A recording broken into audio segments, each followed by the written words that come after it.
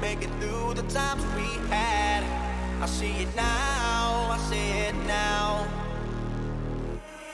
Real love, now I'll break through to show to you that I'm more good than I am bad. I'll work it out, I'll work it out. And I'll be somewhere that you need me, and I'll be holding my breath, waiting for you to show.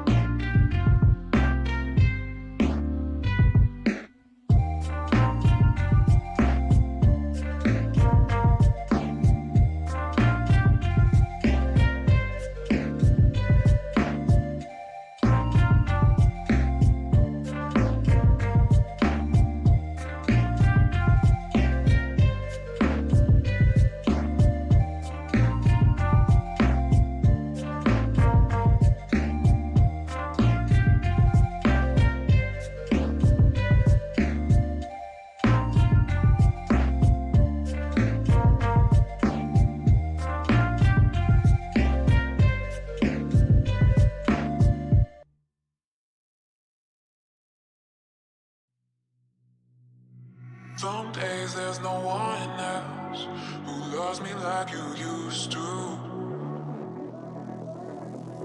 Some days days I'm not myself.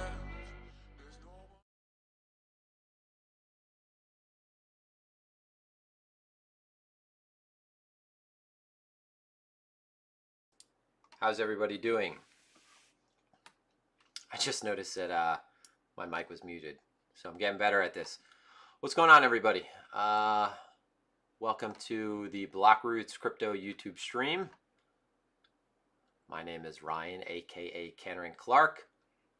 On behalf of my partner Josh Rager, I want to thank you guys for tuning in as always.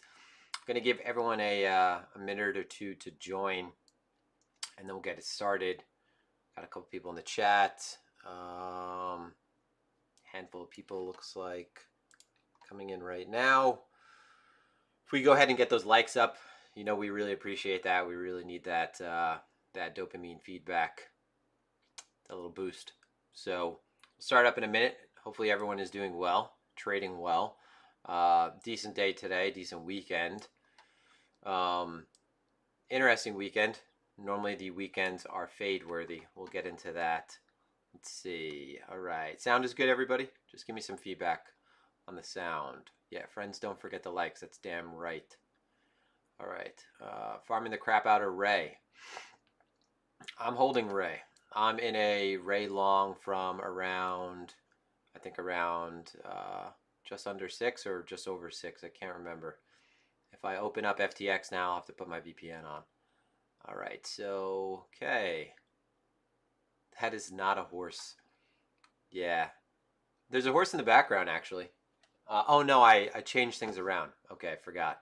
Had a picture of a horse. Okay. Yeah. My wife is with the horses right now. So really quick story. I know I tend to go on tangents, but yesterday my wife does her 3 days a week. She does her fox hunting club. They don't actually hunt real foxes. They do a drag scent. So, you know, they dress up all fox hunting looky, and they drag a scent through the woods, and they go out with a bunch of hounds, and they go after the scent. And my wife, as she was passing, she was riding our horse Flash, and as she was passing a tree, clipped her knee going full speed. So I don't think she's going to be riding for a little while, but she's constantly outside taking care of the horses either way. So all right. Happy Women's Day. Yeah, happy Women's Day, everybody. All right. Can you talk about membership? Is it annual? So you could purchase, Bart, thanks for asking. So for those of you that are new to the platform and new to our YouTube channel, go ahead and click the subscribe button, because we're going to be doing these more frequently. But we do have a market profile and order flow trading community and course, and that's at blockroots.com. Now the primary focus is profile and order flow, but Josh is very big into DeFi and alts. So in the community, we really go into a lot more. But all you have to do is go to the website. You could sign up for either a month or yearly. And if you want to sign up for yearly, just direct message me, and we could accommodate that. Depending on whether or not you want to pay crypto or you want to use traditional money. Okay. So sound is good. Sound is good. Shroom. Yes. All about the shroom. All about the shroom. Okay. Yeah, no. For a second, I imagined American fox hunting with horses and AR-15s. No foxes are harmed. It's just a big show, honestly. Once in a while, my wife will be the person who has to do the drag scent, so she'll be like the first horse to go out, and there's like 30 other people, and she'll have like a spray bottle, or it'd be like a water bottle full of fox piss, which is disgusting, and we'll have to drag it through the forest or through the woods, like well ahead of everybody, and then everyone else goes out after, and then after they're done, they all drink a bunch of champagne and do I'll just call it hoity-toity stuff, because I make fun of it all the time. All right, so we're gonna get started. If you're new to the channel, my name is Ryan, aka Kennering Clark. I've been trading now for 14 years. My birthday passed recently, so it's going on 15. But my partner and I, Josh Rager, we run BlockRoots, which is, as I said, primarily an order flow and market profile educational platform. We have an entire course dedicated to that there, but we also do have a really robust and vibrant community where obviously we're getting into all of the opportunities that are currently popping up right now within DeFi. So nice to meet you if this is your first time here. If it is your first time here, go ahead and hit the like button. We really appreciate that. And we would also appreciate if you subscribed, right? We're trying to grow the channel as big as possible. We think that we provide a signal amongst the noise on YouTube. And I'm sure if you've seen a bunch of other YouTube channels, you know it gets kind of ridiculous with the sort of sensationalism that is really just clickbait. All right. So also as a heads up, this stream, right? This is, we're not here to provide you financial advice, okay? This is just my opinions, Josh's opinions, how we're trading, how we're looking at the markets. So by no means is this any kind of specific advice to any individual or any group. And this is also sponsored by Phemex. So, you know, we've been working with Phemex for a really long time now. Phemex is a phenomenal trading platform. They offer spot and contracts trading, and they have the fastest matching engine. So Phemex doesn't go down. All right. Phemex liquidity is improving. One fantastic thing about Phemex is not only do they offer contracts and spot, but they also do offer yield now. So I think that you could earn up to on deposits of USDT, and you could lock it up for a day. You could lock it up for 7 days. I think you could earn up to 10%, which is phenomenal, right? So let's get it started. That being said, if you haven't checked out Phemex, go to Phemex.trade. That link is below, and that is constantly being attached to some form of promotion, whether it's a starting bonus or reduced trading fees. I'm not exactly sure which one it is now, but if you use that link below, you will be entitled to some sort of discount or promotional feature. And the platform, as I said, you have your contract trading. I have all my favorites up here. I trade mostly some of the alts on this. So I'll trade Uni, I trade Doge, I'll trade Aave on this now that they offer Aave, but they have a full spot market as well. So full spot market, as I said, they have the USDT program. So you could go and, you know, earn crypto. So we'll go to earn crypto. And you can see that right here, you know, flexible in 7 days, 7% to 10%. So this is actually, this is awesome. So they are great partners, and they have a lot of things that are coming in store, as well as finally the integration of traditional assets. Sound is paper thin, might be on your end. Okay, so we're going to go into, we're just going to take a look at the broader market and considering, oh shit, I didn't change the channel so you couldn't see what the thing I just went over on Phemex.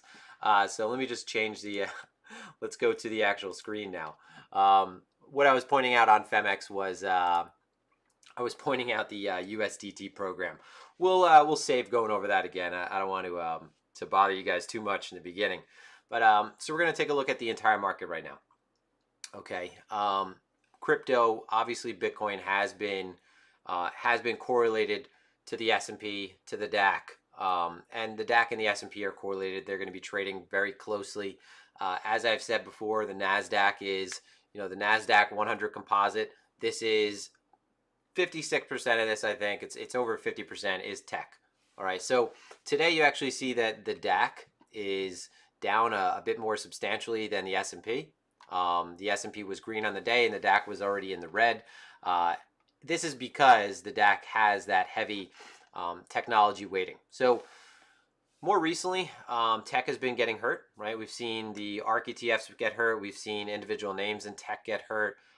This is, I think it became a really crowded trade as of over the last couple of months. So now we are starting to see a shift. So today we have materials, financials, utilities, industrials all benefiting.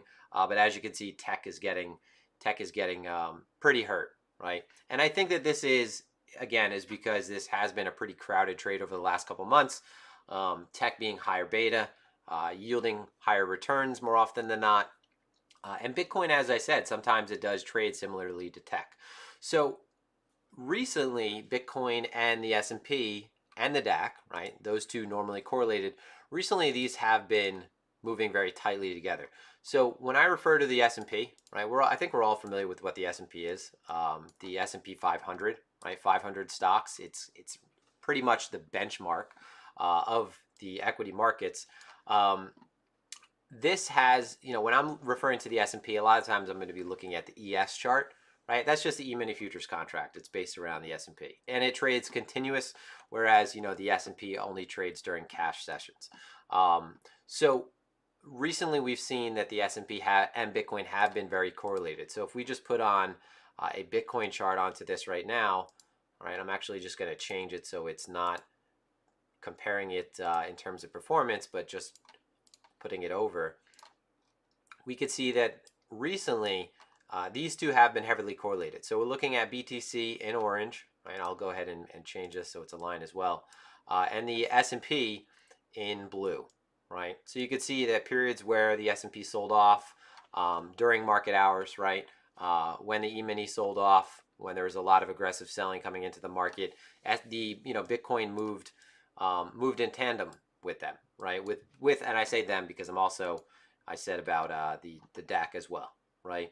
So we've seen that this has been the relationship more recently, right? And it makes sense. The S&P, the NASDAQ, in a time when there weren't any kind of risk-free forms of yield that were available.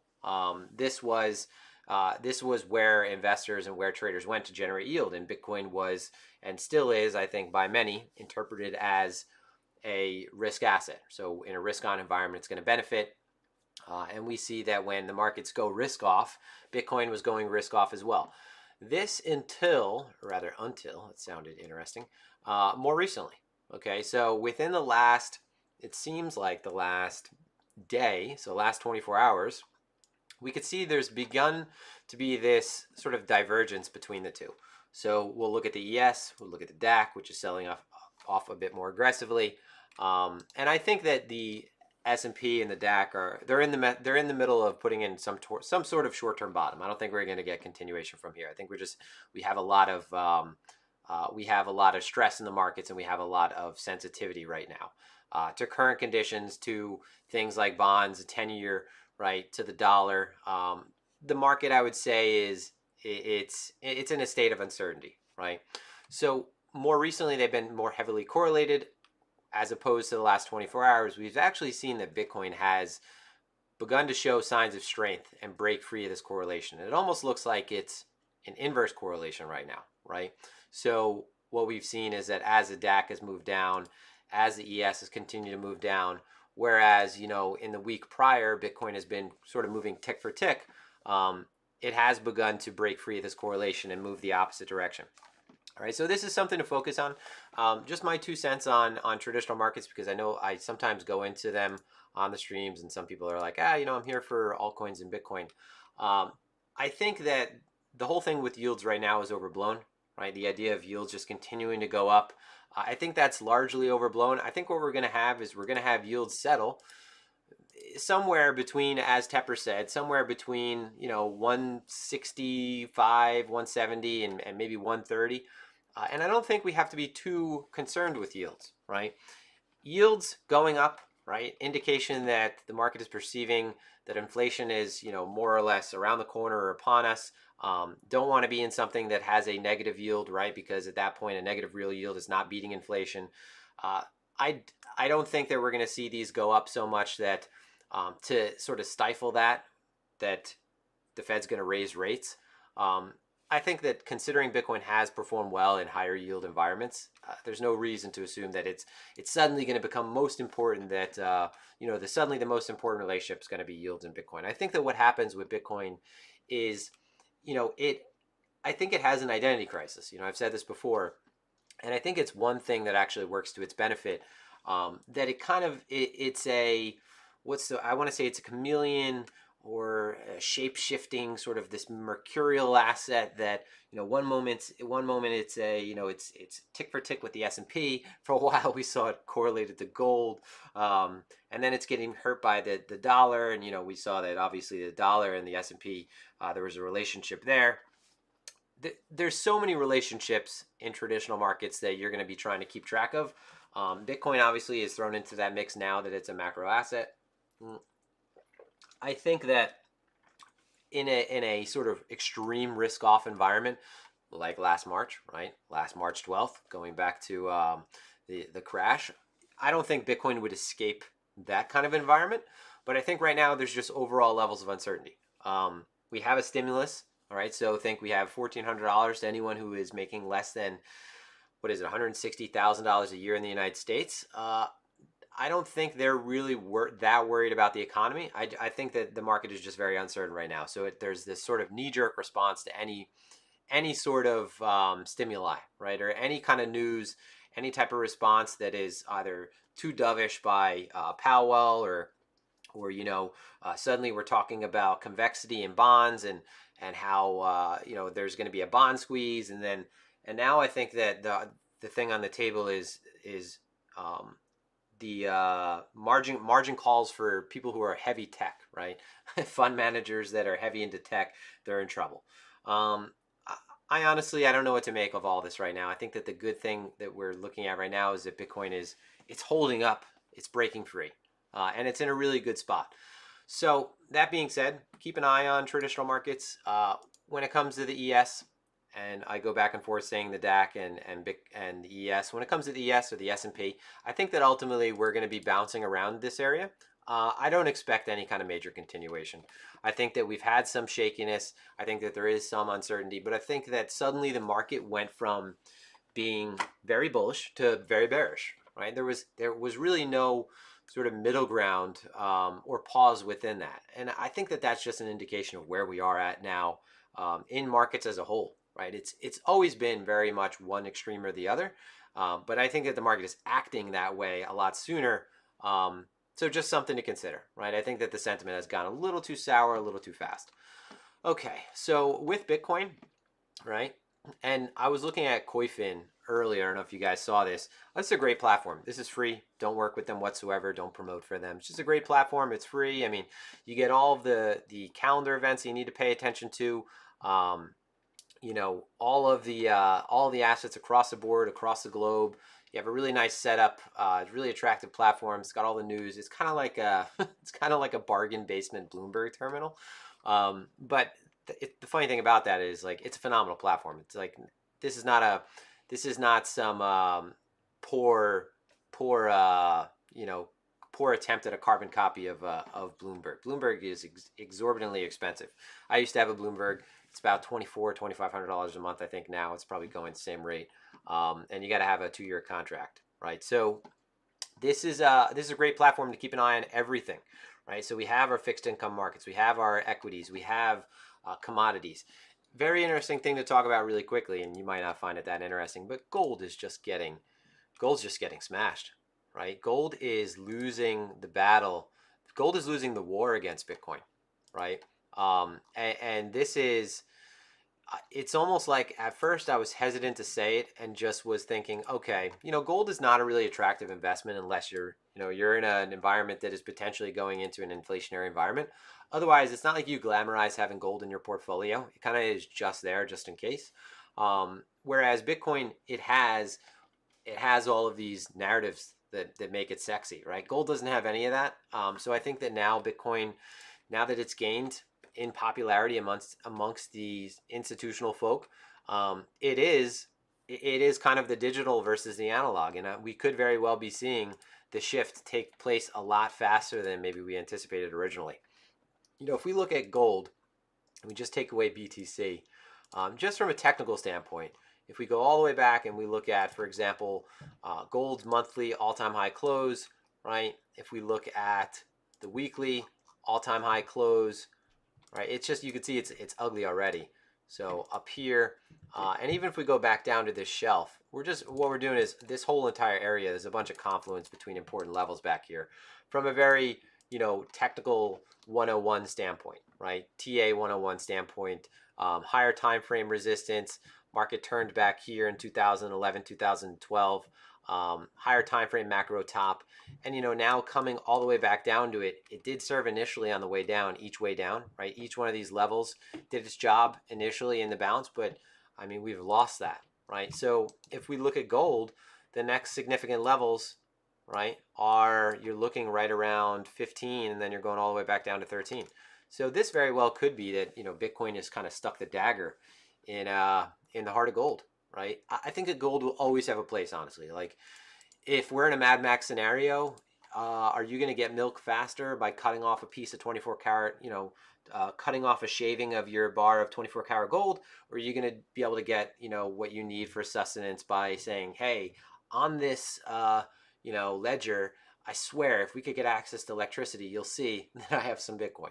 I don't know. You know, I think that it'll always have a place, but it's just very much, it's falling by the wayside. All right, so looking at BTC, we've put up some points on the board right now since the beginning of the stream. Let me make sure that everything is still good, right, with sound and all that. Okay.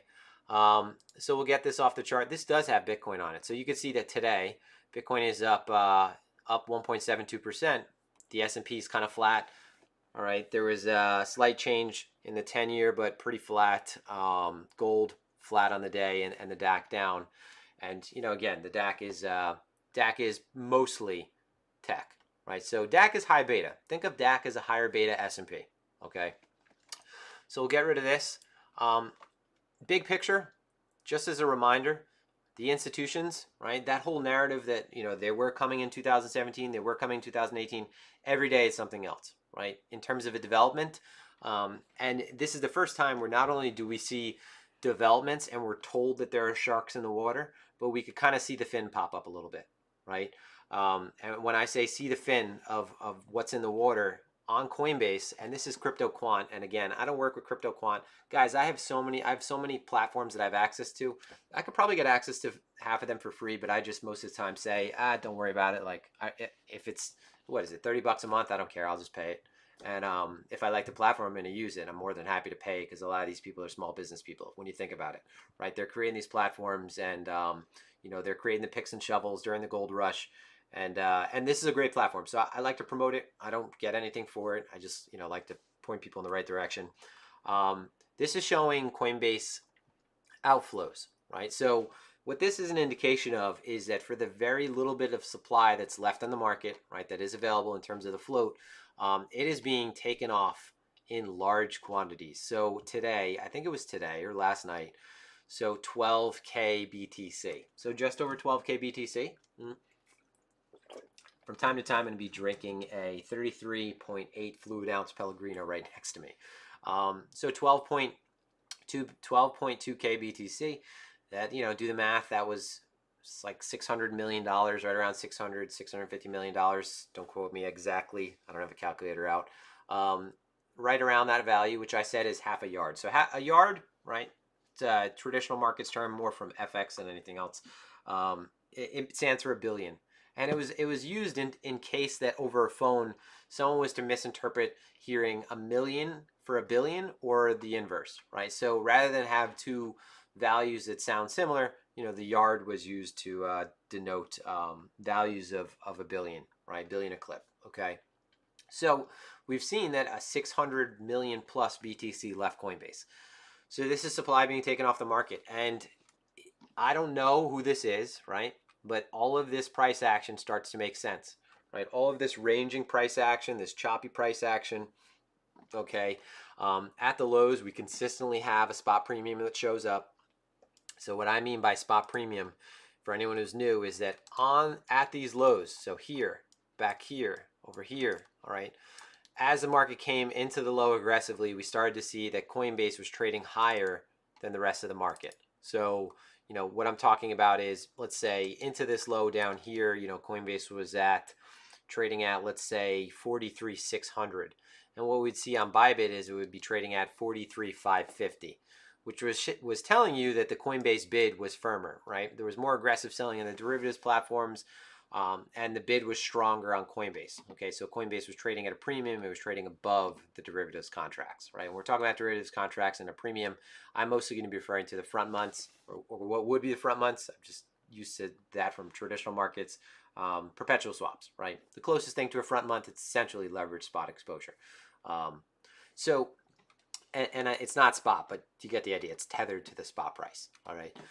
So what we've seen is that there has been a premium at these lows, which is just an indication that there is that strong spot demand. Importantly, at the lows where it needs to come in. As it moves up, it begins to dissipate, but I think that whoever is getting involved, they've seen Bitcoin before. They know that after a significant move like this, move down over 25%, that Bitcoin's going to need to take some working out, right? It's very unlikely, and they should know they're part of the reason why this is going to get marked up.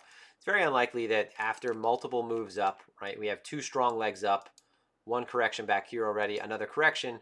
You know, after you have a big move of over, you know, move that is multiples of the normal standard deviation of movements, and you have a 20 plus day or 20 plus week, that's going to take some working out, right? You always see that you're going to get the bounce back up to the 50 point, and that's why I say don't panic at the lows. Just wait for it to put in the bounce that's expected. You know, past a certain point, we think that on balance of probabilities, you're going to get that midpoint tapped, right? On a weekly basis too. Not, you know, if you're still within this first week candle afterwards, right, and you're panicking, just keep in mind that the weekly throwback, it develops on a weekly. So what that means is the throwback is a green candle on the weekly. It's not in the 30-minute candle that's forming within the first week that is making the 25% plus down move. All right, so you do typically see that over time, the market will come back towards at least the midpoint, even if it's a high, right? Even if it's a secular top, right? Or in this term, this last cycle top, right? You're going to get the throwback on the week, right? So you're not just going to have a one and done on the week where you just continue to move down from there. Unless there was any kind of major market catalyst that we'd all be aware of, and we clearly didn't have that. So this is what normally happens, and I think that what you're seeing is that these larger participants, they know that it's going to take some working out. They know that the market is going to have, there's going to be some sort of a range that's forming. Buyers get crowded at the highs, right? They step in at the lows. As we get towards the break point, you're starting to see that derivatives are always getting a little bit overheated, right? So funding gets elevated, the premium on futures goes up substantially, and that's not sustainable, right? What happens is the market rolls back on itself, those get liquidated, those get stopped out, and it's almost like this spot participant is glad to sort of soak up all of that liquidity at the low, right? They're patient. Spot players, big asset managers, big whales, they are patient, right? That's why they could leave orders that are OCO and just left on the book for a long time on a limit, because they're looking at higher time frame level thinking, it's probably going to come back there. I'm going to scatter some limits around here. And if not, I'll just TWAP in over time. You know, a spot participant right now that is buying 12,000 Bitcoin. So if they're buying 12,000 Bitcoin right here, they're not thinking to sell it right here. Okay, so they'd be more than happy to mark it in throughout whatever kind of range formed here. Even if the range had a width of, you know, even if the range had a range of 20%, because odds are that anyone who's buying up here, they're not selling until a 2x from here, right? That's how they're looking at things. You know, they're thinking, I want a 5x. They might sell at 2x, but they're not going to get in to get out, pay that short-term capital gains on $650 million just to get from here to here. So just keep that in mind. Everyone who's getting involved now is really patient. So I think that you have to take that as a sign right now. Every time you see that someone is buying on Coinbase, right, that there's a large amount of BTC that's leaving exchanges and we have strong price action at the lows, I think that you have to remind yourself to constantly just to remain patient, right? That brings us to looking at this on the lower time frames from what we're talking about. We'll look at sort of the weekly structure. More importantly, funding rates are somewhat normalized, so that's a good thing, because the last time that we made our way back up here, funding was pretty extended, right? So if we just look at, we'll just go down a little bit. If we just look at more recently these highs, so this is the premium, how much it spiked the last time we were up at these highs. So we had substantial spikes. We did have a decent amount of premium right here, as you can tell. But I don't think that it's getting anywhere where it's gone prior. So you can just look back at previous values. So, you know, I'm trying to actually make a point, a relative point, by looking at too close of funding, when reality is what we want to focus on is that we're not doing any of this again. We're not having anything that really says that it's getting a little too crowded in that regard. Of course, you're going to get derivatives that are trying to always capture that long activity when the market is clearly bid. But it doesn't look right now that anything is as overheated as it has been prior. So our new funding rates, funding, the normal rates are anywhere between, I think you could say, like all the way up to, I don't know, 12 basis points, 15 basis points even. Elevated funding rates we've seen have gotten over 20 basis points. So a funding rate of 8 basis points on Bybit, 1 basis point on BitMEX, 1.5 basis points on OKX, 7 basis points on Binance. These are all low, right? These are all what are the normal for a bull market, right? This is the new low. We can't really expect that it's really going to get that negative. it might start getting negative at the sign of a first large top, right? And that's something to pay attention to. Since these are now normalized, maybe this, when it goes negative, that is a sign that things are beginning to turn, all right? Token margined, I pay more attention to than USDT. Token margined, that means it's Bitcoin margined. Those are experiencing the really negative aspect of convexity. So anyone who is in a long position, right, in a perp that's BTC margined, as Bitcoin moves down, right, their losses increase at an accelerating rate because their margin is in BTC. So I like to focus on this because if these are really overheated, there is potentially a lot of unwinding that's going to take place because those positions will feel pain a lot differently than someone who's in a linear futures contract. So that looks decent. Before we get into sort of the rest of the market in terms of DeFi, another indication, higher time frame sentiment tool that I like to look at is the 25 delta skew, or rather on this, it's the 30-20 delta skew. So we're looking at this right here. This is just showing us, you know, what is trading more expensively, calls or puts, somewhat normalized again. So previously, we were seeing very extended values, so very positive values, which was an indication that calls were being really bought very aggressively. And what we've had is this somewhat normalized and hang around what is kind of a neutral, around zero. The closer this gets to zero in a bull market, right, when it starts to go back down towards zero, even go down in the negative territory, I think that, again, it's just a good sentiment tool because what it's showing you is that puts are trading more expensively. And what this means is that the market is aggressively seeking out that downside protection, right, or even that directional exposure by buying puts, right? So you buy puts if you expect the market to go down, right? If you're buying them outright directionally, you know, either you're buying it as a hedge because you're afraid of the market moving down, or you're buying it as a directional play to capture, right, to leverage up a position in options. So when this is trading more towards zero, what it's showing us is that, you know, if we were just looking at a skew, right, and let's say that this is current strike, right, implied volatility at this level is, let's say it's 100, and then, you know, for the same strike, let's say these are each 30 strikes. So here's 30, and then here's 30 strike, all right, 30 delta, excuse me. And this, let's say, was at 70. So what this is showing us is the put implied volatility is trading more expensively. This would lead us with a negative skew, right? So that would show that the market is sort of afraid and fearful. So we're seeing that it's closer to neutral. When it's very positive, it's just similar to the way that I'd say, you know, the way we perceive when there's a very large, sorry, itchy nose comes up always. When there's a very large premium, right? The market is getting very aggressive towards the highs, and it's just something to be mindful of. So right now it's looking good, okay? Let's look at where we sit on the high time frame in the weekly structure and get more down to sort of the important levels that we have to deal with. So these are the last, and I'm using, so now I use Quant Tower. So Quant Tower is a phenomenal platform. This is what I trade off of. I can trade right off of the chart. So if I want, I can, you know, right away place trades. So let's say I want to buy, you know, a million contracts right here. So I'm going to go ahead and I'm going to limit buy, right? I put it right down here if I want. So limit buy, oh, that's one because I have it set up in the other one as one. But this is a phenomenal platform. I use this to trade off of now. But for some odd reason, you know, I don't have it all set up so I could pull up the weekly TPO perfectly. So rather than sort of hamstring myself during the stream, I figured, what the hell, we'll throw it back to Sierra. This is the last 4 weeks, right? So this is what we go over in Blockroot. The last 4 weeks distributions. We could see that last week was very balanced, minus this slight imbalance. So where the profile has this low volume node, it's not as symmetrical as if this was filled. So I think we filled out already, okay? So if we combine this, you'll see that it's gonna sort of fill that out slightly. If anything, it just added a little bit more up top, but either way, this is an area where you were expecting there to be a slight imbalance. We're trading above that either way now, okay? You would have expected this area to act as friction, okay? So if we open this up, we'll see that we kind of hung around here either way. This is an inside structure to the prior week. So we do have an inside weekly structure.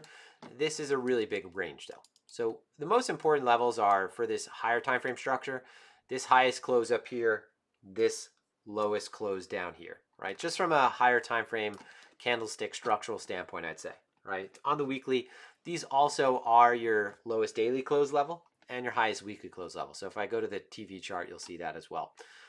In terms of where we spent the most amount of activity, though, you could see that most of that has been isolated between 51 and 45, right? So we're looking at most of the distribution being isolated for the last 2 weeks, right? Now we're opening up a third within this range. And going back about 2 weeks ago, or a week, into this structure, I said we're probably going to develop a range within here, right? So closely within there. And sure enough, we went on to range, I'm not going to say it was precise, laser precision, but went on to range and spent most of the time within previous week's value. So if we compress this now, we could see that the most important level, we're sitting above a pretty important level, but in terms of this higher time frame structure, this has all been a range, right? So we spent most of the time in the lower time frame between this little range, but what we have to do is keep in mind how this structure looks like in its entirety. So the most important level, right, where we currently are is at the mid. This happens to be more or less the mid of the structure. All right, midpoint is this blue level, but in terms of where we spent the most amount of the activity, right, the value area high is right up at 52, right? The value area low of this entire 3-4 week structure, we're going into the 4th week, is at 46. So I think that, this is great the way it's looking right now, but I need to see that we gain acceptance above 52. I think that this is kind of the make or break level. I think that we're probably going to do it, but if we claim above this level, this low volume level will probably fill out fairly quickly. And then you're looking up, you're looking up at 56 again. And ultimately, if you were to flip this profile to the side and it looked something like this, just bear with me, that's how it kind of looks if it was flipped, if it fell over. If we are traveling in this direction, right, moving over this hump, we got through this hump, and now we're probably going to start speeding up through this level, right? And then the next area that's going to slow us down and speed bump us is this next cluster. So that's the way that we're interpreting that right here. So this is the low volume pocket, right?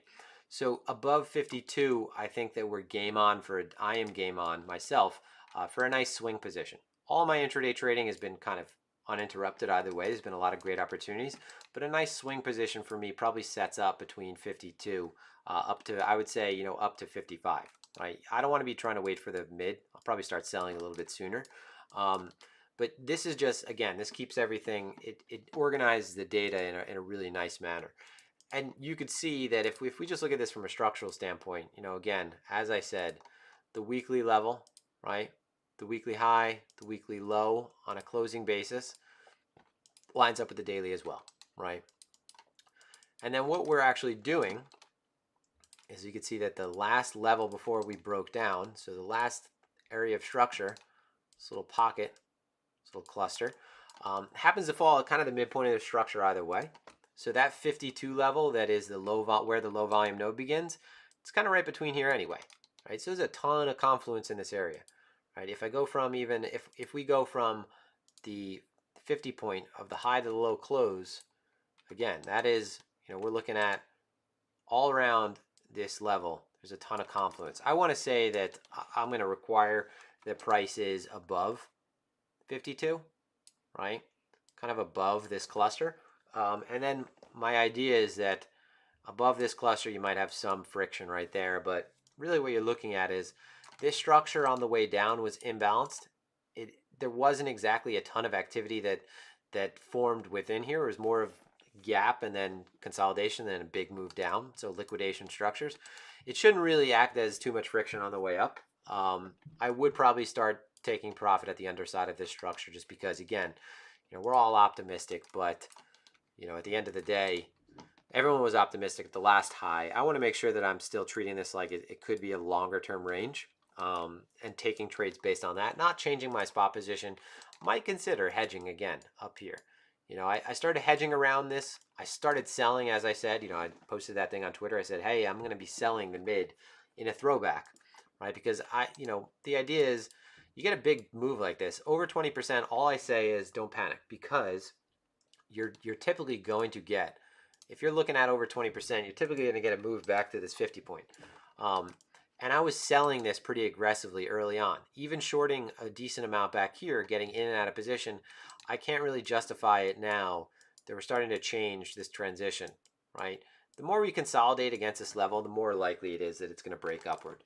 And another thing to focus on is that you're seeing that ETH is kind of finally, and ETH is kind of back within its own prior range, right? So if you look at this, this is from the 8th all the way to the 17th. If we look at this structure, so we'll just do a little fixed, turn that off. Hold on one second. My fixed range tool. Okay, come on. Oh, it was right there. All right, let's try that again. This little structure right here, this value area low, value area high, all we're looking at is this is a nice little range, right?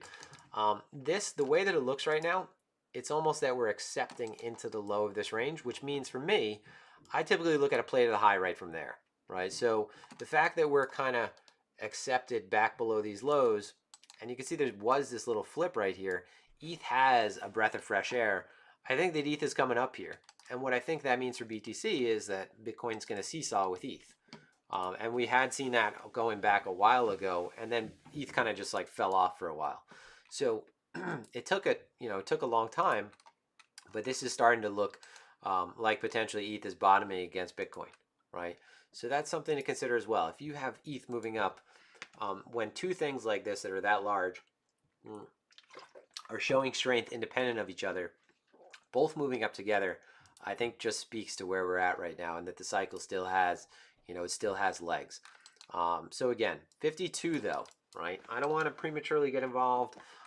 52 kind of implies, that I don't get a 52 entry, right? What it more than likely in reality implies is that, we overthrow above 52.7, right? More than likely, probably overthrow above this top, and then, what do? Maybe we form a little higher. Maybe I'm taking a long off of 52.5 or 52.7. But I think that I would rather just see that flip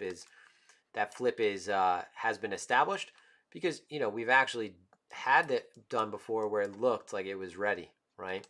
This kind of is, it's not the same back here, but it looked like it was ready multiple times. I mean, if we just went from the high to the low of this structure, hung around the midpoint of this for a while. I'm talking just from the first high, first low, went on to range for a really long time. Elon candle, dumped.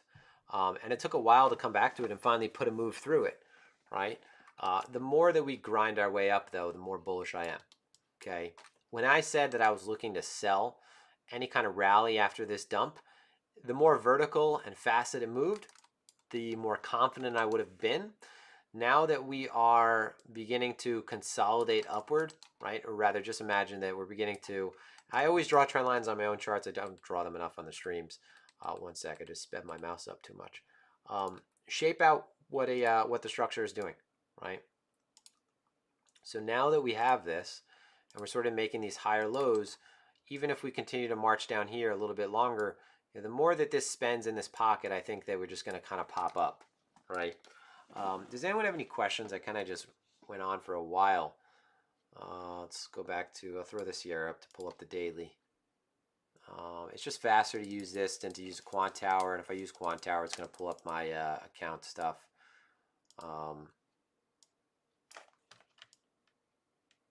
Okay, why is that pulling up that?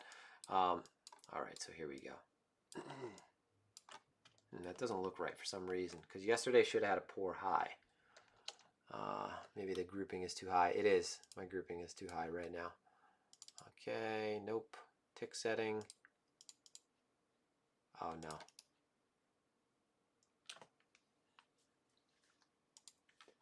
Does anyone have any questions? We'll get into some other charts too. Okay. No. I'm messing something up. I haven't used Sierra in a really long time. I'm just going to pull up EXO. Nope, not save it, because who knows what I did. All right, pull that up. Just want to take a look at the current day's TBO. All right, so yesterday had a poor high. And for anyone who's new to the channel, poor high, this is kind of a target that we look to, right? What we're looking at a poor high, a high like this. Let me change the ink. God damn it. High like this versus, you know, this is a decent high, but it's not a really the kind of high you want to see. Poor high is when you have two of these TPOs like that, right? You have less than, so this is a poor high too. You want to have two TPOs, okay? This, more often than not, you're going to see that this gets hunted, okay? So we so far have taken that out. That's already kind of late information. But the last 2 days, what you can see, we've kind of gone from this composite down here, very nicely flipping this, all right, accepting back within a previous composite, and now, more importantly, establishing value in a very tight area. Okay, so I think that the market is just showing strength right now. So just to show that it's cleanly kind of like, it's in this textbook fashion, flipping these important levels, keeping most of the volume below us. So that's more important as well. You know, when you're establishing value below, point of control the last 2 days, it's in the mid of this structure. It's not like it's kind of grossly skewed to the high. It would be ugly if we did something like, let's say, prior profiles like that, and then this profile is opening up and it's kind of like this, where the volume is moving up, but now we're trading at X. So just the fact that we're right here, right, most of the volume coming in below us is a really good sign. If you put on the VWAP, you know, it's another thing that you would want to pay attention to. We've kind of gone from this transition of being under for a while to now sort of favoring above, okay? Weekly composites are available on XO, I think, right? I haven't used XO in a while now. And when I say a while, I mean like 2 weeks. I just have to get used to using it because this is what I'm using. So if I move this over, you'll see this is the platform. And I haven't set, so I did figure it out. I can set it so I could do by the hour, do 60, so 1 hour, and then we'll do 1 week, and then it's going to clump it all together. It doesn't give me a lot of history. So see that? So not sure why that is the case. So 1 minute, 30, no shit, did I just mess that up? 30 minutes, 1 day. There we go. This is a phenomenal platform, though. I mean, you really, it's phenomenal. So, did I flatten all my orders? Let me just do that on the other side of the screen. Yeah, X orders. Okay. Anyway, just get back to the chat. I lost you guys for a second. There we go. All right. Yeah, a bit of a pain, right? Okay, so went over BTC. I think that we're knocking at the door right now, right?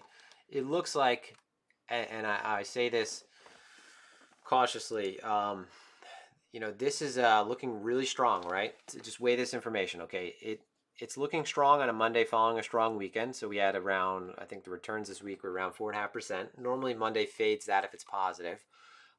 Equities did initially today start off looking good, and then, you know, now we've, you know, more recently, I'm forgetting where we are now since it's changed since I looked in the beginning. In the last couple of minutes, making moves up, but more importantly, the move down, Bitcoin moved up, right?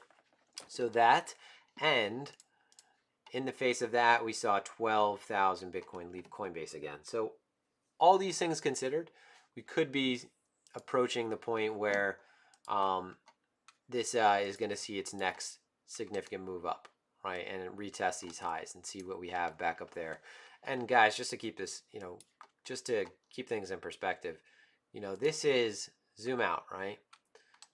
Really vertical structure, right? We're talking about it. I mean, is it possible we just continue up this way? I mean, yeah, things do that, right? When they're experiencing a really strong, when there's a really strong trend and there's a, you know, this, now we have this sort of whole push by institutional players, and it's not something that's allocated to like equities yet, right? This is much smaller, right, than the stock market. So I know we're all so familiar with it and it seems like too good to be true, but it is still, it's less than $1 trillion asset, right?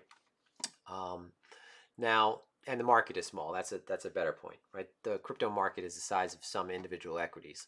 All right, so this is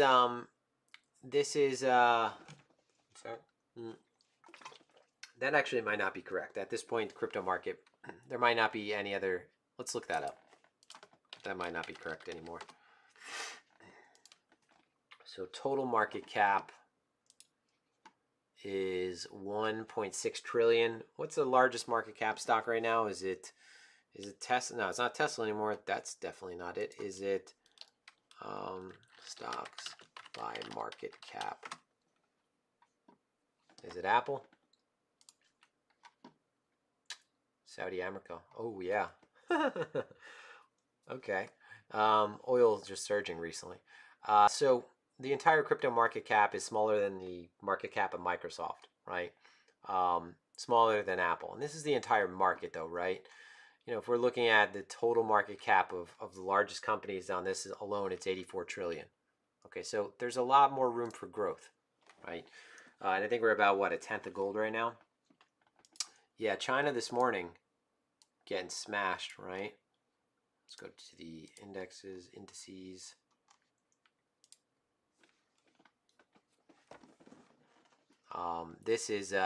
This morning was just kind of brutal. Not a lot of people are following, obviously, Chinese markets, but it's always worth paying attention to the larger players in the space, whether we're talking crypto or traditional. So I know a lot of people here are new to markets in general, but you have to keep an eye. The theme, I think, the one thing more recently that has been definitely something that you can't deny is that there's a very strong macro theme right now. Everyone has to have an eye on the big picture. So it pays to really brush up on your macro knowledge. Okay. Don't think we get a long retest above 50. Yeah, so Crypto Sam, like I've said this many times before, it's something that I'm always like, if I'm talking about a level, you know, I'm going to be talking about it in a very clinical way. Like, all right, so here's the level 52. Break and retest of the level means we're game on to, you know, I'm talking about, okay, this is a friction point. This is the next friction point. My opportunity is within this valley, right? Within this gap. I don't know how my opportunity is going to be skewed, right? That's all theoretical. So when you see people that are like, oh yeah, like I only take trades that look like this because this is such a good trade setup. You know, this is the trade setup. I'm taking a trade from here to here. It's like, well, you don't know what you're getting yet. Like it's all, you know, life is a box of chocolates. You don't know what you're going to get yet. Like a strong market, a breakout that everyone's waiting for, right? An important psychological level. You know how that works. You know, sometimes it's a fucking markup that's like 10%. And then it's like, okay, I don't know if I'm getting that opportunity. If I get the break above anywhere that makes this trade attractive, right? If we're talking the break occurs and it's, let's actually quantify it, right? Because I think 55 would be a reasonable target. So if I could get a retest that is below 53.4, right, then I'd be happy. Right, I hate to say things like this because then you just leave a stream and it's like, oh, he said he's going to long that pullback, and then that pullback happened and it looked like shit. It's always in development, right? If I see that we get a nice spring up here and we're flagging on a 3-minute time frame, I probably would tag on a momentum, a quick play on momentum, right? Expecting that, hey, maybe when this trade does occur, it happens in the blink of an eye, right? So that's always something to consider. And yeah, you know, you might not get the great technical pullback.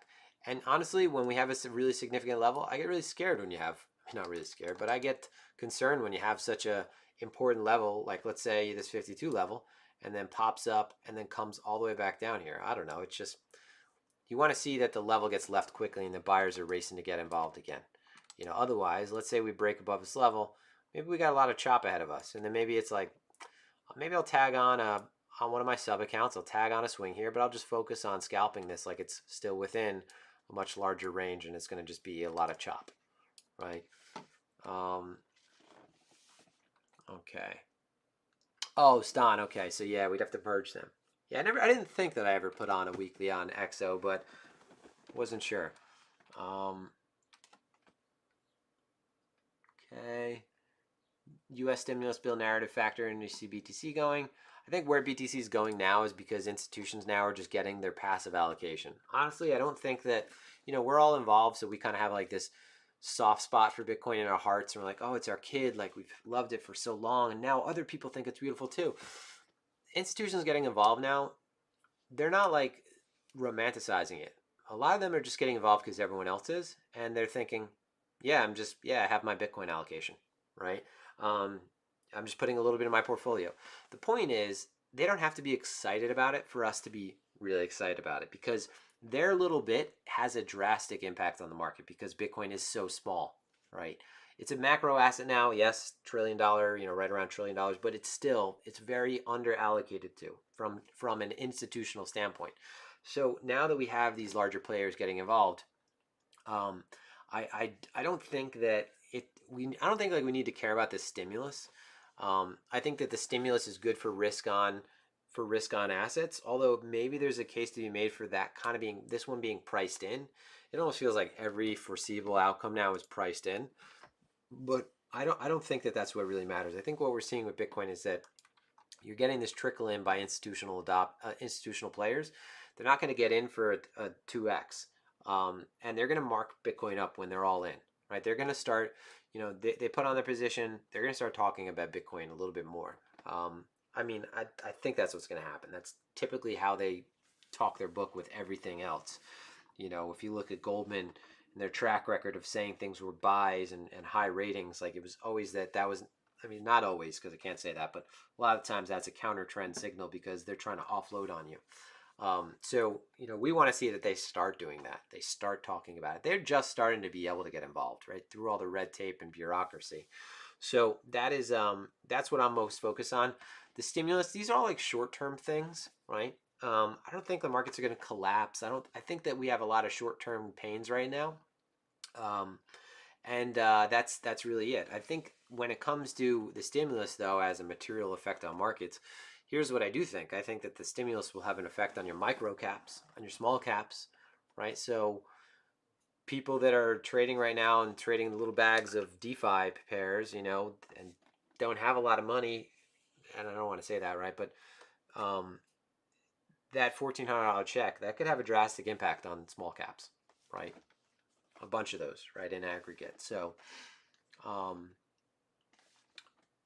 stimulus bill, yes, I think we covered that. But I think that a lot of people do have a fear of inflation because we're debasing or devaluing the dollar. There's a ton of arguments to be made for both sides, and I hate to like even go down that road because I'm not a macro trader. It's obviously you always have to have an idea of the macro theme, but I don't want to act like somebody I'm not and like talk out of my ass and start getting heavy into that. I haven't studied economics since college. But there's a lot of arguments for inflation, against inflation. I think that the most important thing that you have to do is to play the other players, right? How does everybody else feel?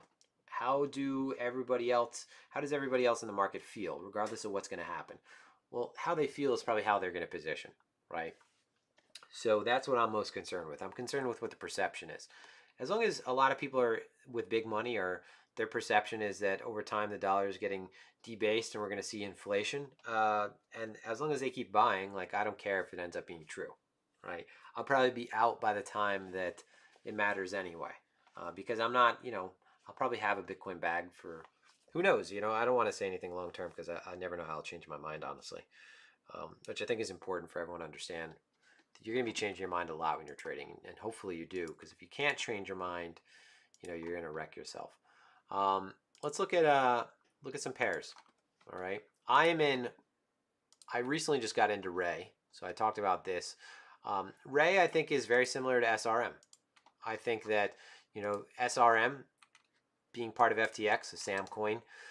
What happens? Market is going back to DeFi summer, right towards the end. Market is hot. Anything comes out is going to be, people are throwing money at anything. Everything moved already. You got a new asset. Oh, everyone's got to throw money on that. It's a race, right? The problem is it becomes it's the trade that becomes crowded, right? That is going to become crowded. It's almost like guarantee. All right, so if you're going to be able to pick one chart that is going to become crowded soon, it's going to be the new one during a bull market, right? It hasn't had any kind of second accumulation period. Okay, you have people that are in down here that they've been, if they're lucky to catch it as it got listed, but before that, people who allocated to this and got early, and got early access to this even before listing, they're in lockup. But you have people that immediately jump in, right? Then the market is kind of like, all right, does it dump or does it pump, right? Because we're kind of in one of these ugly charts that is like sitting between a rock and a hard place. It's flagging in between, above sort of the depths of hell, and it has heaven above it that has no interruption. So then the market starts moving up again, and all you do is you have the fastest momentum trade that takes place, right? Because everyone's chasing this, doesn't let a buyer in. And what happens is, yeah, everyone buys the top at some point, right? So you have to work all this out, because what happens, someone bought up here, and this is, why, for anyone who you follow light, the euthanasia roller coaster, this is what assets need to do after they have a crazy pump. Now, someone who gets involved up here, they might be bullish, but, let's say that they got involved here, market breaks down, market comes back up, and they're thinking, oh shit, all right, let me just get out. Like, I'm bullish, but like, let me let it settle. Okay, someone buys here, market breaks down, they're thinking, ah, fuck, bad idea. Market comes back up, they sell their position, right? They are constant, there's covering all the way down. You need to like rework this out of the system rather than just do it to begin with. So patterns are definitely something you can take advantage of. I don't care too much about like inverse head and shoulders and those kind of patterns, but this is human psychology, right? All of these charts are a reflection of human psychology, especially in crypto, because it has been largely a technically driven market and it has a ton of retail participation. All right. So I say all right all the time for anyone who's new. It's like I'm always checking in on you guys. All right, you guys paying attention? Okay, you guys listening? Good, catching on, cool. So this is very similar to Ray. So I'm confident, honestly, and I was confident, honestly, in taking a position in Ray under that idea, rather, or based on that idea. All right, so I actually got involved before this break. This is kind of the defining break of the more recent structure, I'd say. All right, so we're just looking at this W that's forming. This is a swing failure, even though it's not the swing failure everyone thinks of, where it takes the low out. Just think of this as it's actually the way that it's spoken. It's a failure to swing, right? So market makes an aggressive move down, jumps up, fails to swing past the previous low, finds support even sooner. So this kind of W bottom, where you have a higher low, that's a form of a swing failure as well, or failure swing, okay, depending on how you want to say it. So this level becomes one of the more important levels. With a swing failure, when you have something that looks like this, I think you're offered a couple more trades because you have the low. All right, so you took it out. So one of my trades is, all right, if we could reclaim it, I got a trade from here to here. Maybe I just limit below here and I have the trade from here to here, right? From here to here. Maybe I am limit from here to here. I have a couple different ideas that I can approach, or rather plays that I could try to take, or most conservatively, I'm going to, wait 1 second. I'm going to wait for this to set up, the break of this high. And then now I know that that's a, somewhat of a bottom. So I think you have this pivot being essentially that, which was a range, right? Obvious resistance. And now successfully flipped. And there's really not a whole lot of resistance that I'm going to expect in a new chart like this. You have a washout of a bunch of new participants. There's really no fortified levels. We're coming into one right now, but after that, it's lights out. So I'd say after we're above 10 bucks, expect a little bit of a kickback, maybe around 11. You might have the kickback around 13. But other than that, I'm confident in this going back into price discovery. If we're all operating under the impression that it's, bull market, well, this is a fresh chart. Everyone wants to be part of a fresh chart. Some are worried and they're not going to get involved until the break, right? But I think that you could spot these things a little sooner. FTT, FTX token, right? This is starting to look very obvious. So for anyone who didn't get involved, it's maybe is looking at potentially get involved. I think it's starting to look pretty obvious on the higher time frame. Most significant levels, right, from the highest daily close, which is right around, let's just say 35 you want. We have a higher low that has formed. It's almost like you have this meme of an inverse head and shoulders. Not really, but let's go to the 4-hour and see if maybe it is. Ah, it is. Look, it sort of is. So we have a higher low that's forming right now, though. More importantly, the local resistance has been right around 32, 33. So when I say two levels, right, and you're thinking, well, this is the daily, which one's more important? I think that you're going to get a play between this level, but I think it's more likely that this is your continuation structure either way. So I'm constantly looking at things and you know, talking about them to you guys, telling you that essentially I'm bullish on this on the high time frame, meaning I'm saying I think this is going up here, but I do have to be mindful of the lower time frame levels that exist between those points, right? So for anyone who's intraday trading, it's always important to be mindful that, yeah, you know, at 32 to around 33, there is that pocket that has rejected us thus far. I think that if you've made this strong move up, we're rejected, and now we're kind of creeping our way back up, I think it's likely that we blow through that level and move up to around 35. Yeah, I'll take a look at scene for sure. Let me just look back at markets are closed. Never mind. Didn't realize that. It's after 4:30. It's after 4, excuse me. Let's look at scene. Let's look at ETH real quick first, though. Just one sec. Oh, I already went over ETH. That's right. Okay. Not sure where scene is. It's going to be on this. Oh, for those of you that are following, you know that I am really bullish on Shroom. And this chart just looks ridiculous right now. And I say that, and yeah, I do have a position in it. So, of course, you know, I am biased. But my favorite thing about the Shroom chart, honestly, is that no one talks about it. No one talks about it. You have people that are in you have big accounts on Twitter that are devoted to DeFi, and you have people like Crypto Messiah who does a ton of great work. Maybe he has his reasons, but you have a lot of other accounts, who's just the first one I can think of, that are so dedicated to this space. They do a phenomenal job. And I don't see anybody talking about this yet. And for me, a lot of the times, like I said, playing the players, this looks underallocated to.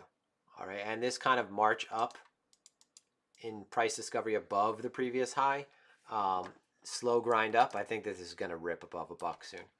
So that was already on. So we'll look at scene. Is this it? Yeah.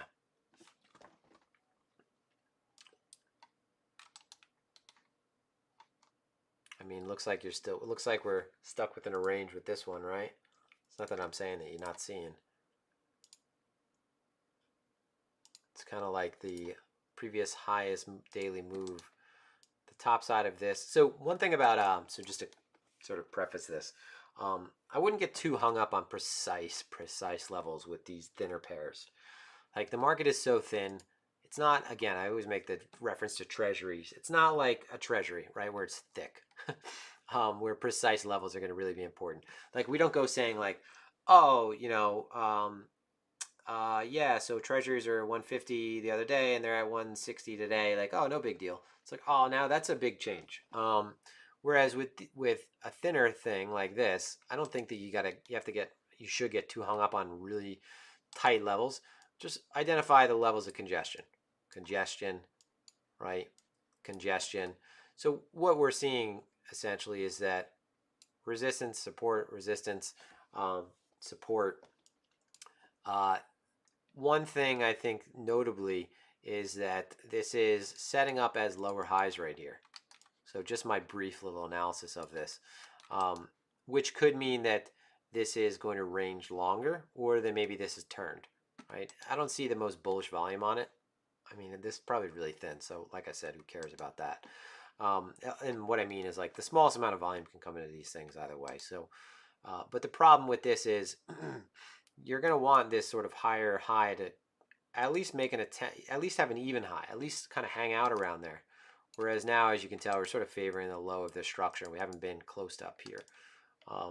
But, you know, I don't know anything about this. A lot of these, like, you got to know, are they compelling in an FA sense? Because people are going to be getting into them based on some story, right? Chart looks decent. It hasn't done anything terrible yet. It's starting to put in a lower highs, right? But the lows, the previous SR flip has been established. So who knows? Yeah, yeah, Ross. Me too, man. I have a very nice bag of shroom. And I was in and out of shroom, like, but now I'm a firm. I am staying put. SRM. Yeah, let's look at SRM. Let's look at it versus BTC. Probably gonna wrap up the stream soon, guys. Gonna give away some Bitcoin.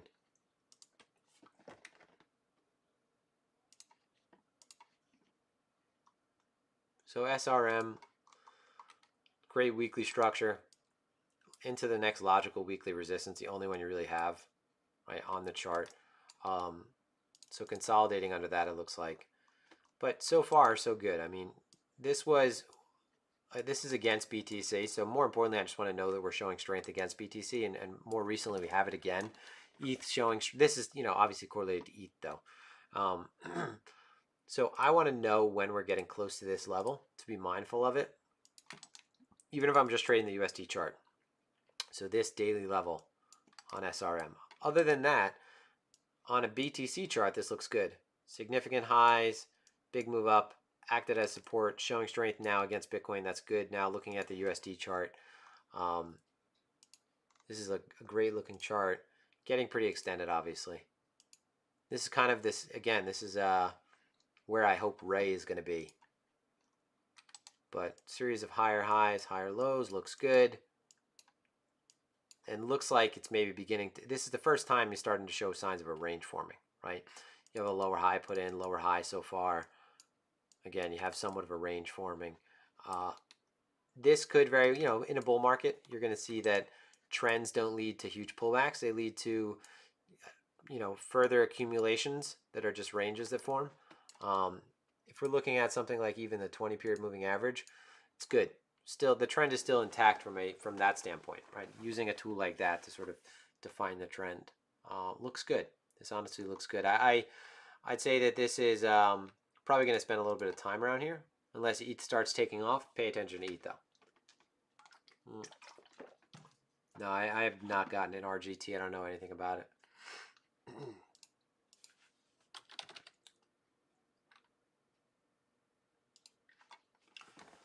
Okay.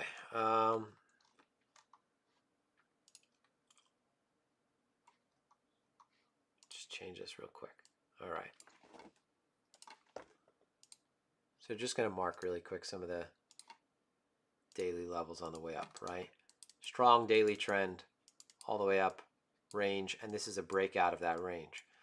So looking like it's leading into continuation again, right? If we're just going based on, I don't know anything about this. This is like why I'm kind of hesitant to talk about it in such a technical way, because a lot of them disrespect technical levels with one person just selling, right? It's not like you have a ton of limit orders down here. This level being an important psychological level is fortified. So I don't know, but this looks like a strong trend. I wish I knew more about it. I guess the one thing I could say with these when I don't know a lot about them is where I wouldn't want it to be. And I wouldn't want it to be back below within this range. Right? So if you started losing 12, you're probably coming back down to around 6.57.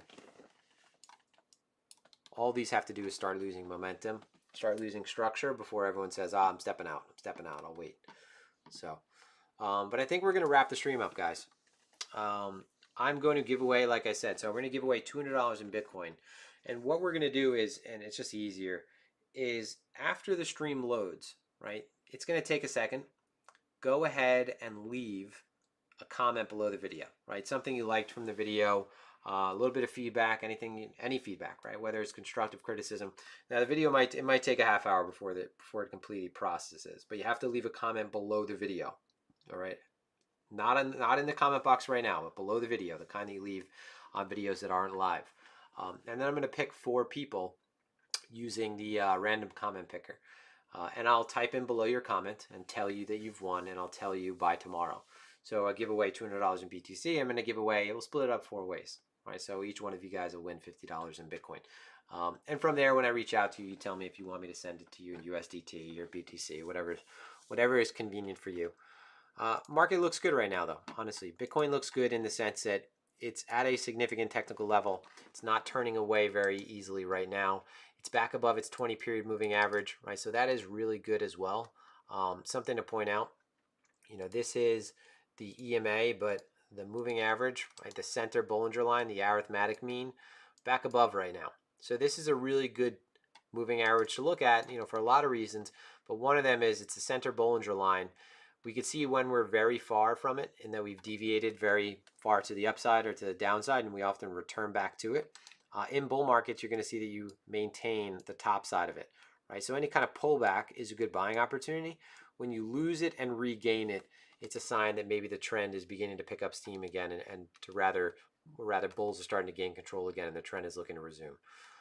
It's dynamic support, right? So it's not an exact guarantee, but it's just one of those other tools that we use to gauge the healthiness of the trend. So all of this looking good at a significant level, not getting kicked back initially, and starting to see that it is again breaking free of some of the chains that we've seen have had a firm grasp on it in the last couple of days between traditional markets. So you could look at, for example, the S&P closed. The S&P closed at 3,819, but the ES is a futures, and that's still open. So we could see that the ES right now is trading about $10 higher. Okay, so keep an eye on this. Keep an eye on the ES, right? If you want to have sort of an eye on the equity index futures while cash session is closed.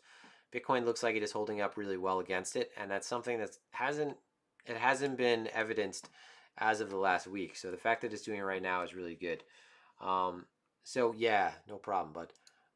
So we're looking at, one sec. Oh, Koyfin. So if you go to Koyfin, I think it's free. It should be free. I don't work with them, so I'm sorry I can't get you like a discount or anything. But it's a great. I'll just run through it real quick. So today's markets, top news, sort of like a Bloomberg, right, with less information that maybe a lot more people are privy to. Market movers, you got to load all that. Watch list. You can create your own dashboards. Let's see. U.S. sectors, countries. It has everything. And what I like is the economic calendar, because you always have to keep in mind now, since the market is a much more macro-driven market, I'd say. So when I say that, I just mean it's like there's less freedom in terms of the idiosyncrasies that normally move assets independent of each other, and there's more of this sort of invisible hand that's moving everything all at once, right? So there is a much more macro theme lately. And so you do have to keep in mind sort of these major macro events, FOMC meetings, Powell's meetings, any kind of speech, any kind of address, whether Yellen talks, non-farm payrolls even, the unemployment numbers, all these things can be found here. So it's a very convenient platform to use, and it's actually pretty damn attractive too. So, and this option data platform, this is Genesis Volatility. I love these guys.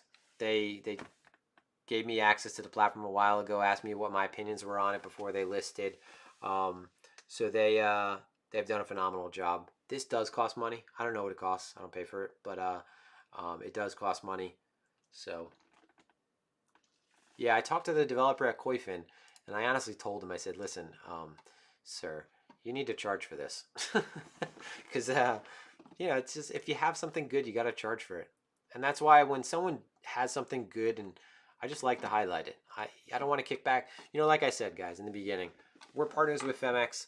We work with Phemex. Phemex compensates us. Obviously, they're sponsoring this podcast. This stream. And yeah, right. That is because we work exclusively with them. All right. So these all these other companies that are coming out, I consider them like small businesses. My wife kind of gets like this too. She's always like, we have a store. I don't know if you guys have it where you are, called Lowe's. I'm sure you do. It's a national corporation. It's a global corporation, I think. And she would rather go to like the small hardware stores to help the small mom and pops out who own the stores. And I guess I'm kind of the same way. When someone creates something, like I always want to try these things out. I don't want any kickbacks. I actually just like using the exposure I have to make other people, I don't know, have better fucking lives. So yeah. But that's going to wrap it up, guys. So remember, when the video is done processing, leave a comment below. Give me some feedback. On behalf of my partner Josh Rager and I want to thank you guys for tuning in. It's been a pleasure. I hope you guys have enjoyed it. And we're gonna go live again on Wednesday, and I think the same time. I kind of like this time. So hope you guys have a fantastic evening. Stay sharp. Keep an eye on what's going on in traditional markets, but it looks like we've kind of broken free. Keep an eye on ETH, because I think that as long as ETH is showing strength, that's another really important signal that we have for the overall strength of the market. Okay, guys, that is it.